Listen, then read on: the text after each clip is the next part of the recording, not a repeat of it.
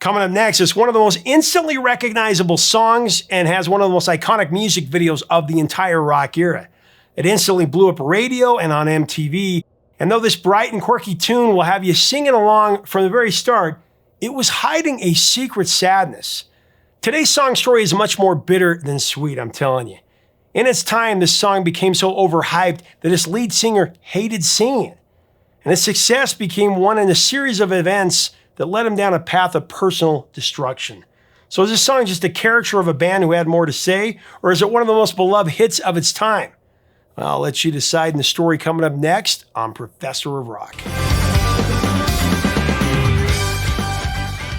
Hey music junkies, Professor of Rock, always here to celebrate the greatest artists and the greatest songs of all time. It's time for another episode of our series, Bottle Lightning, and this is a sad one. In 1990, Blind Melon frontman Shannon Hoon wrote in his journal, "My hometown really never held a future for me, except maybe a prison term or an early funeral. My life has changed so much, and now my dreams of singing to the world are very close." Like watching the puddles gathering. Needing to escape what he considered a stifling small-town existence in Lafayette, Indiana, Shannon Hoon boarded a Greyhound bus in March of 1990. His destination?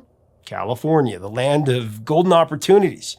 Arriving in Los Angeles, Hoon set about searching for a rock band and a new lease on life. He wasn't the first member of Blind Melon to get there. Ahead of him, back in 1988, two childhood friends and musicians from Mississippi, guitarist Roger Stevens and bassist Brad Smith, had already set up camp in LA. They had come there for the same reasons, to chase their musical dreams. They were in and out of several transitory bands. Now later they met Shannon Hoon through a mutual friend at a party, and there Shannon auditioned for the duo, playing an original song that he called Changes on his acoustic guitar.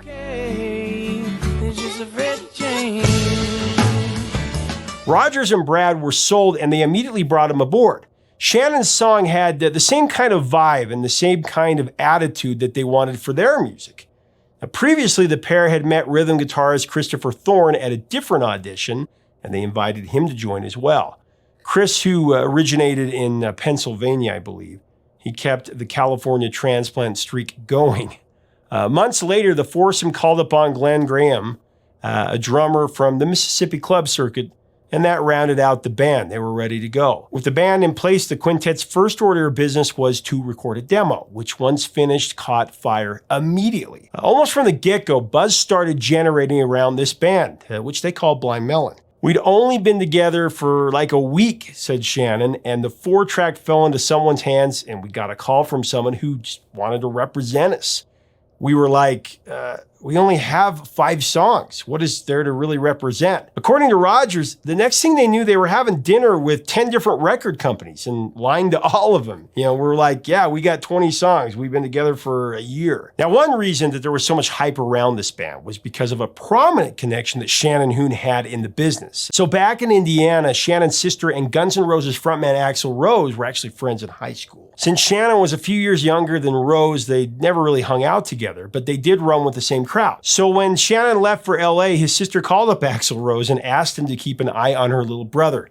Now Axl, who may have seen something of himself in Hoon, he invited him to sit in on the recording process of GNR albums Use Your Illusion 1 and 2. One day while Shannon was just hanging out at the studio, Axl and company asked him to sing backing vocals on some of the tracks, including Live and Let Die and November Rain.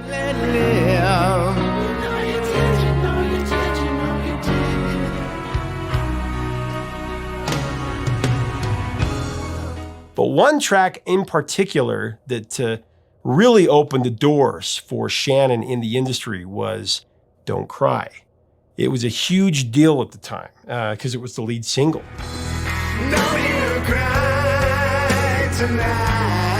Guns N' Roses were, of course, one of the biggest bands on the planet, and having Axl give you his blessing was a really big deal.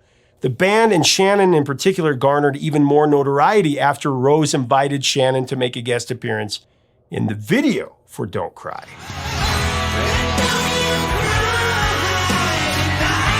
The result from all of this hype was, of course, a record contract. And all I can do is just So before we go more into it, let's take a quick break to recognize our sponsor, Zenni Eyewear, the glasses that I always wear. Right now at Zenni.com, you can choose from over 1,100 pairs of glasses that are all under $30. You could get 3 or 4 pair for less than a concert ticket.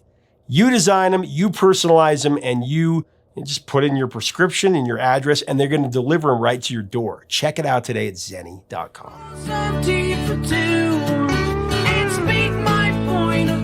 But their time in the LA scene was short-lived, and by the end of 1991, Blind Melon had actually relocated to North Carolina in search of a more inspirational setting, if you will. They all lived together in an old Durham boarding house that they dubbed the Sleepy House. Much of their first record was written in that place. Now, in February of 1992, Blind Melon migrated to Seattle, where they started recording with Pearl Jam producer Rick Parasher, and they ended up finishing in June of that year. Now, for anyone halfway familiar with the saga of Blind Melon and Shannon Hoon, you know that there's an elephant in the room, a very sad elephant, Shannon's drug addiction. It's a subject that still stings so many years later, but unfortunately, it factors prominently into the narrative, so I'm going to try to touch on this as respectfully as possible. Shannon Hoon discovered drugs long before he arrived in California. The fact is that he loved to have a good time, is what his bandmate Roger said. He had a voracious appetite to have fun. Shannon was an intense person who wanted to live every moment to the fullest, and he believed that drugs helped facilitate that. According to his bandmates, cocaine was his thing, but he was no stranger to speed, other things as well. With a new record deal, increased financial freedom, and all the rock star hype, Blind Melon had access to just about any vice that they wanted, and Shannon wanted drugs, unfortunately. It's not like he was ignorant of the dangers. Shannon confessed in his journals that drugs had become a problem in his life. He wrote, "Sober. Well, I don't know. I should, but I really don't want to. I find myself drifting in and out of sobriety mentally. What I want overshadows what I need a lot of the time." Getting high was a feeling that Shannon wouldn't or maybe couldn't give up. When Blind Melon finally released their self-titled debut on September 22nd, 1992, it was a down-to-earth blend of southern psych rock influences and 90s era alt-grunge.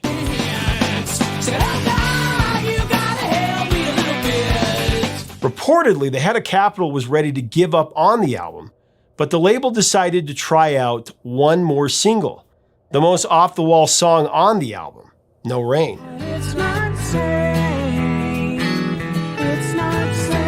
And of course, it was a great decision because the song would catapult Blind Melon to the front lines of the Generation X zeitgeist.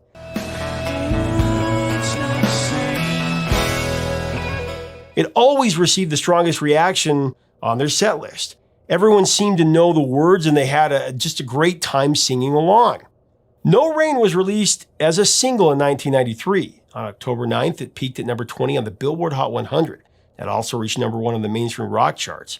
In September, Blind Melon's album certified platinum, rising to number 3 on the Billboard album charts. Huge deal. You people all want to sing a little bit. No Rain was definitely bigger than its peak chart position, though. It, of course, had a music video that defined MTV for a time. It's one of the most iconic and enduring images from the 90s, in my opinion. It played a prominent role in the band's success for sure. Video, of course, featured a 10-year-old girl dressed in a bee costume, a concept that was deliberately designed to mirror the album cover.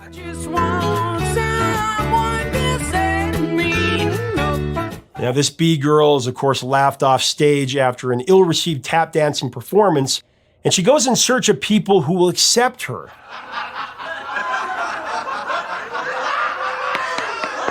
Toward the end of the video, she eventually discovers a group of dancing bee people. The video was just odd enough to be memorable and upbeat enough to put smiles on people's faces. Really had a huge impact.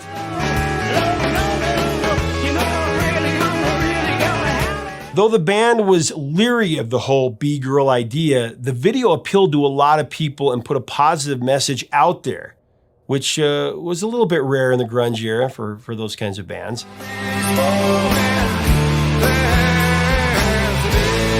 By the end of 1993, Blind Melon's No Rain was in what drummer Greg Graham called full brainwash rotation. The video would leave a lasting mark on 90s viewers, later ranked number 22 on MTV's Greatest Videos Ever Made countdown.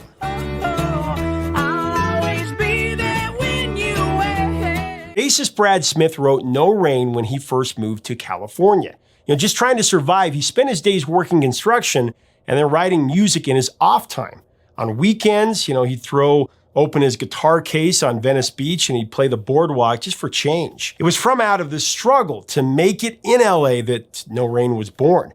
According to Brad, there were a lot of days when he just felt really down. He'd ask himself, what am I doing out here? Should I just pack it up and go back to Mississippi?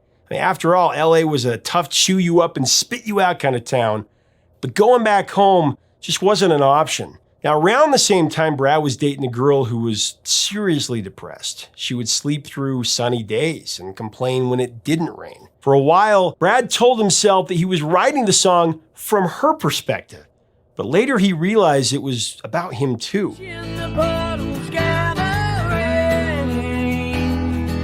In Brad's words, No Rain is about not being able to get out of bed and finding excuses to not have to face the day.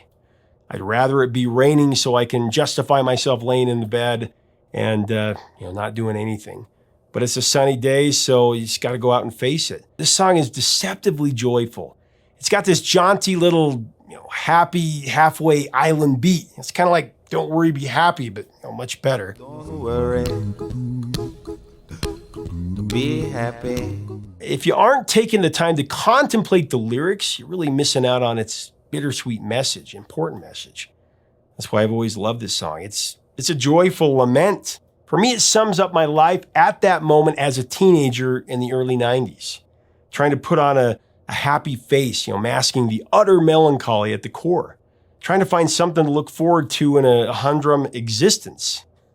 My, how dramatic we were in our teens. I like to keep my cheeks dry today. So Brad Smith played No Rain on the beach for over a year before Shannon Hoon joined the band. And though Smith said it was a good song when he wrote it, he actually credits Shannon with making it a great song. No doubt about it. So stay with me and I'll have it made. Behind the strength of No Rain, Blind Melon's album with its 70s Southern sound shot up to the charts from number 156 all the way to number 3 in 7 weeks. Their success kept them touring for 2 years, and pressures of stardom continued to mount. With the rock star lifestyle, Shannon found it increasingly easier to indulge in his vices.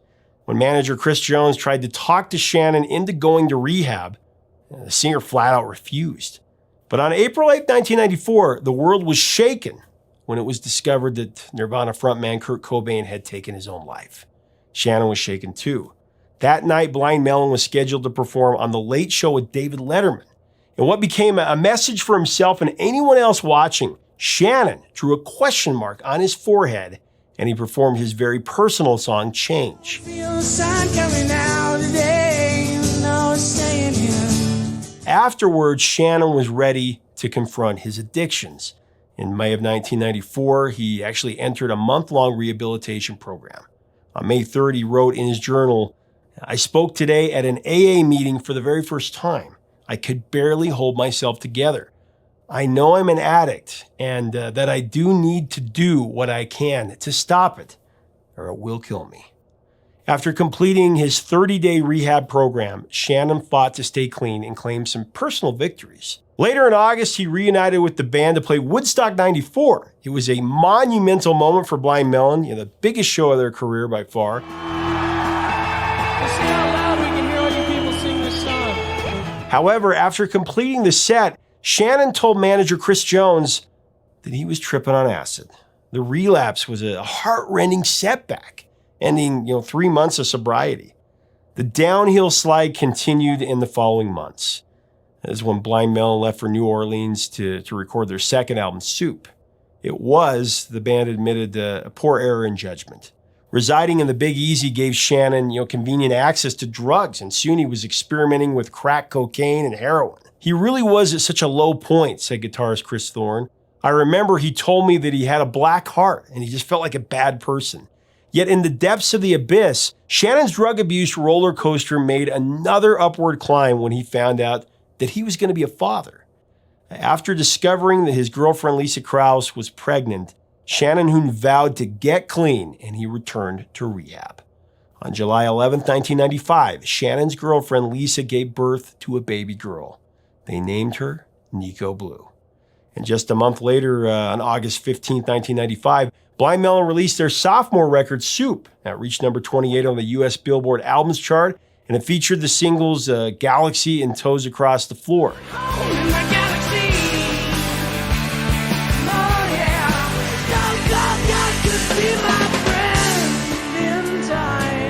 For a brief moment, things were really looking up. As Blind Melon toured in support of Soup, Shannon even agreed to allow a drug counselor to accompany them on tour. But the victory was once again short-lived. After an LA concert on October 11, 1995, Shannon fell back into old habits. On October 20th, after a disappointing performance in Houston, Shannon threw himself into an all-night drug binge on the tour bus. According to his bandmates, there was no derailing him from his path of destruction that very night. He was just totally out of control. The band reached New Orleans early in the next morning on October 21st of 1995. While the members of the band crashed in their hotel rooms, Shannon Hoon wandered the streets of the Big Easy. Now, what happened next is a mystery. But at some point, Shannon returned to the tour bus and he climbed into a bunk.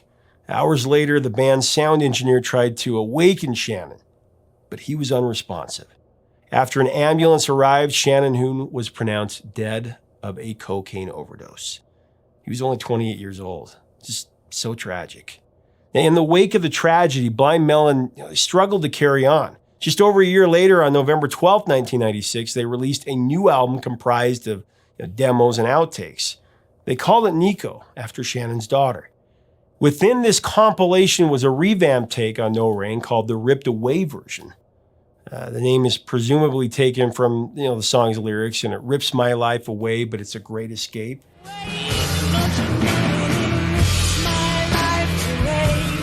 It is a fitting title in memory of Shannon on an album that was intended to keep his memory alive. Shannon was ripped away from all of us too soon.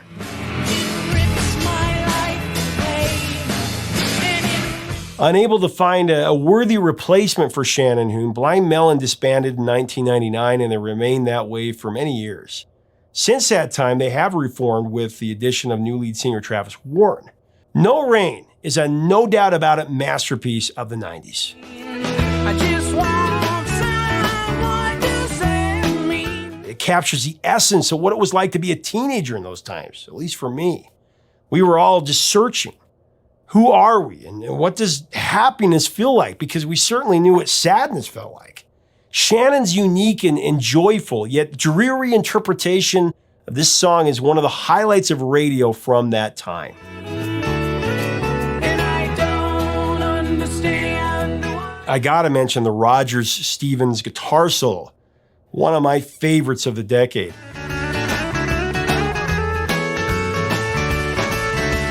The contrast of Shannon Hoon's voice and the overall feeling of the song is delightful melancholy. It's strangely comforting for the Prozac generation. It's really hard to define. I like to keep my cheeks dry today. It conjures a feeling that, while hard to put your finger on, it's also very rare in the annals of popular song. I can't think of a song that is equal parts depressing and cheerful. Whenever I listen to it now, it makes my heart ache that Shannon Hoon is no longer with us. Of course, I never knew him, only through interviews that I've seen. He just seemed like such an innocent soul who was ravaged by a monstrous addiction that no one should ever judge. Like all of us, he was just trying to cope, and that was his way of coping. I mean, you can hear it in the lyrics that he sadly sings. And it rips my life away, but it's a great escape. Life away, but it's a great escape. And then when he sings, it's not sane, it's not sane. It's not sane.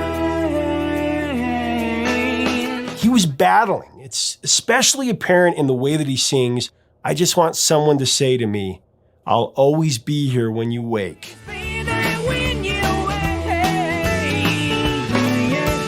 And then again when he says, so stay with me and I'll have it made.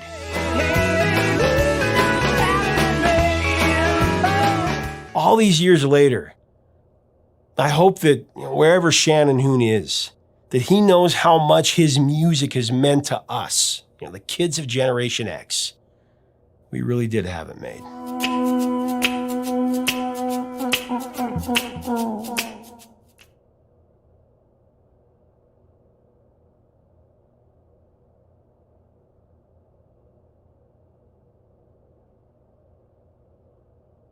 Leave us a comment about Blind Melon and No Rain, this classic song. What are your memories of this song in that era and this band? Let's talk about it in the comments below. If you dig our content, make sure that you subscribe below so that you never miss out on our videos, the stories of the songs. We'd love to have you as part of our community to talk about these great songs. Until next time, 3 chords and the truth, my friends.